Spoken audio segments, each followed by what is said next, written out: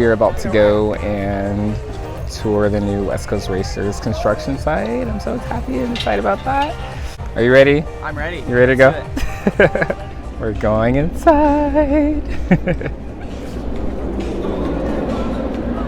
The gates are open.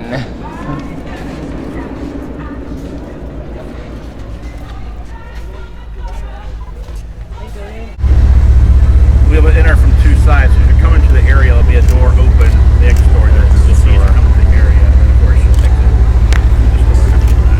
In a few minutes, but where Neil is standing right now is where the retail store will live, right over there.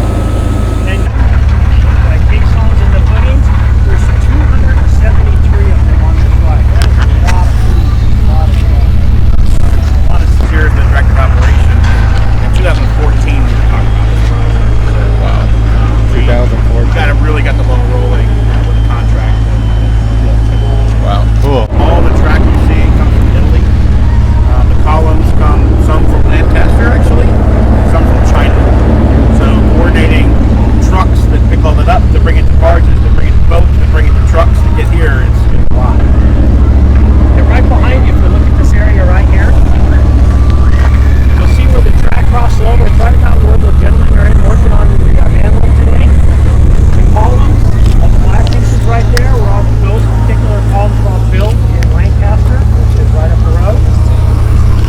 The track is Italy, and then the other on the left-hand side, the columns were built in China. So it's kind of like three countries coming together on this project. It's really kind of an aha moment. The big space that we've left open here that allows us to do events, special car shows and things that we'll do throughout the area that fit into the route. So doing a lot of design in the queue line. So as you go through the queue line, there'll be actually a prop car that's built specifically for us, themed towards the cars that you're riding when you get on the ride. A lot of theming elements that they'll help us do inside the vehicle. And they're also doing the production that you'll see in the queue line. So as you go through the queue line, you'll look through garage doors. It'll look just like you're in the West Coast Customs shop. So you'll see them working as you go through the line. And then at pit stop, Ryan will come on from West Coast Customs and talk about what we're doing to your train to make it faster on cycle 2.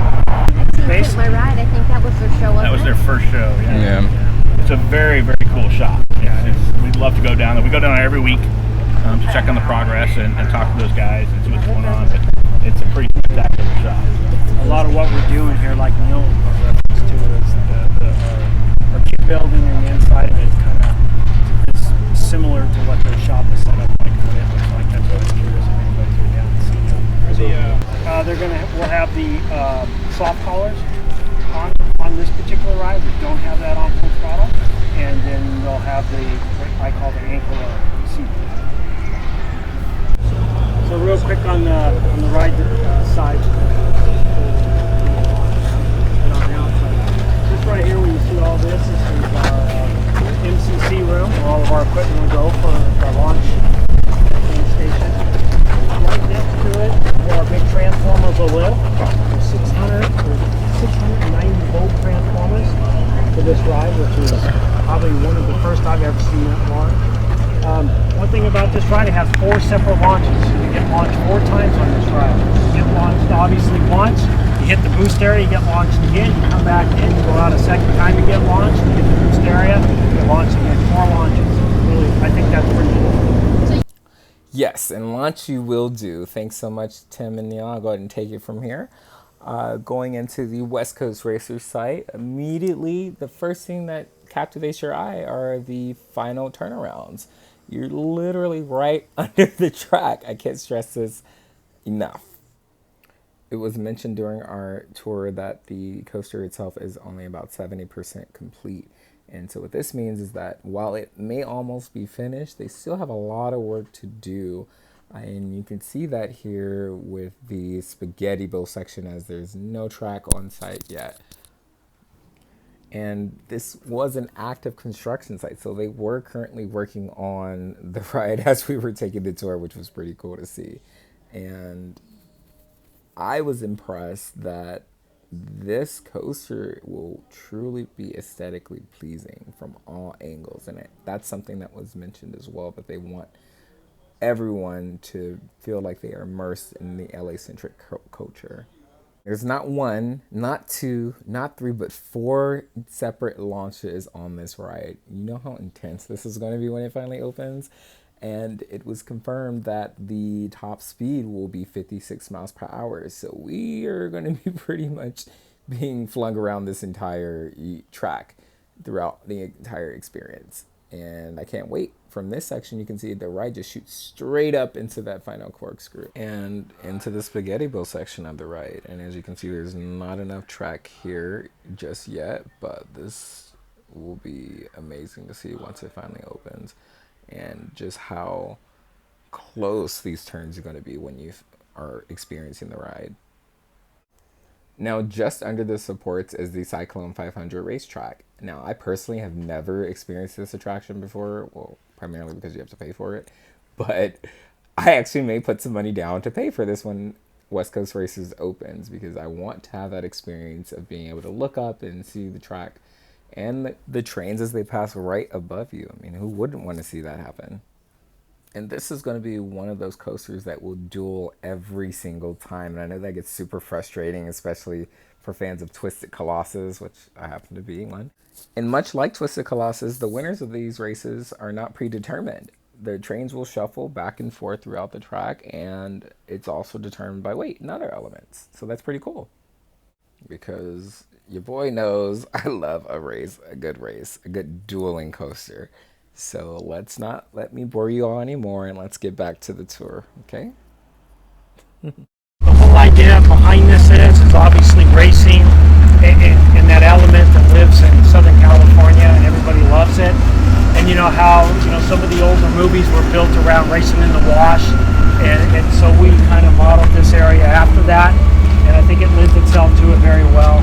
And as you can tell, as the track comes in and it goes up, really fast. If any of you, and most of you, know how roller coasters are, you can see where the flanges are, and that's where the track is as it goes up the columns.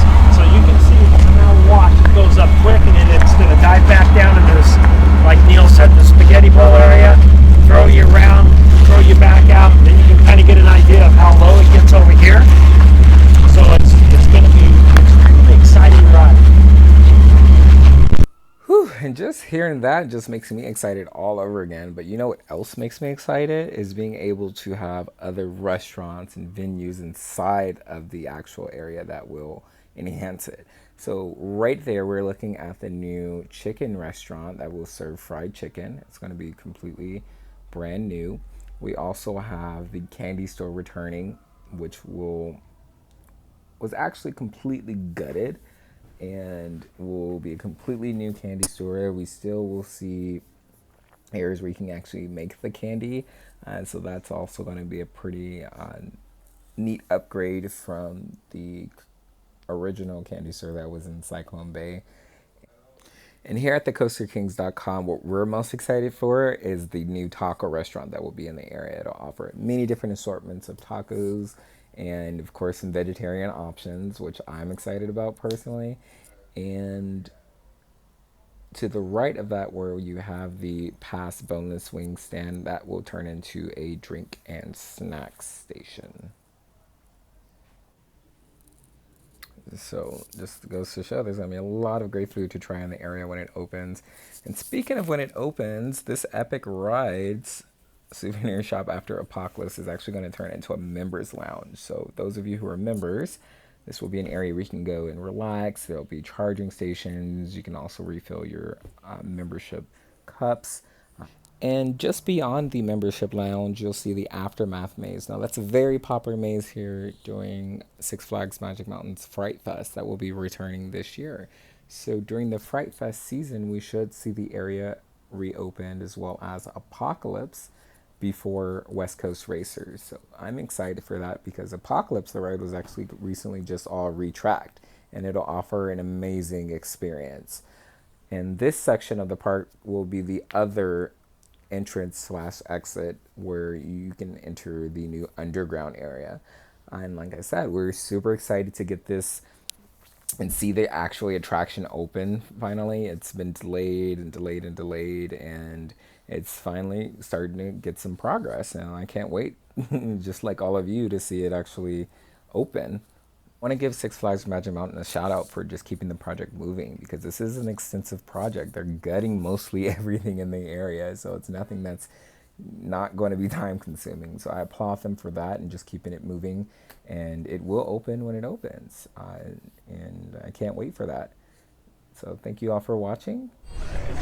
All right, folks, so we just finished the West Coast Racers construction tour. Stay tuned for more updates from thecoasterkings.com, and we'll see you next time. Bye, guys. Bye.